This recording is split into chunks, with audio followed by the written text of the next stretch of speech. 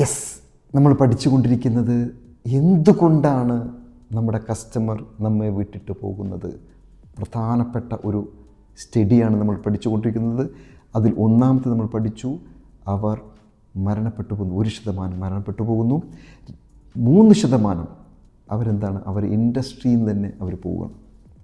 ഇനി മൂന്നാമത്തെ, എന്തുകൊണ്ട് നമ്മുടെ കസ്റ്റമർ പോകുന്നു എന്നുള്ള മൂന്നാമത്തത് 5% ആണ് അവരുടെ ഫ്രണ്ട്സ്. അതായത് നമ്മൾ വരുന്ന കസ്റ്റമറുടെ, എക്സിസ്റ്റിംഗ് കസ്റ്റമറുടെ അവരുടെ ഫ്രണ്ട്സ് തുടങ്ങിയിട്ടുണ്ടാകും. ആ ഫ്രണ്ട്സ് മുഖാന്തരം ആ ഫ്രണ്ട്സ് കൊണ്ടുപോകുന്നതാണ് 5%. ക്ലിയർ ആണോ?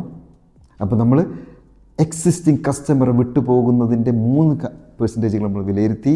ഇനി 9% എക്സിസ്റ്റിംഗ് കസ്റ്റമർ നമ്മെ വിട്ടിട്ട് പോകുന്നത് എന്താണെന്നറിയോ? Customer persuaded to the competitor. നമ്മുടെ കോമ്പറ്റീറ്റർ അവരെ റാഞ്ചിക്കൊണ്ട് പോവുകയാണ്. ക്ലിയർ ആണോ? യെസ്. ബാക്കി എന്താ നോക്കാം നമുക്ക്.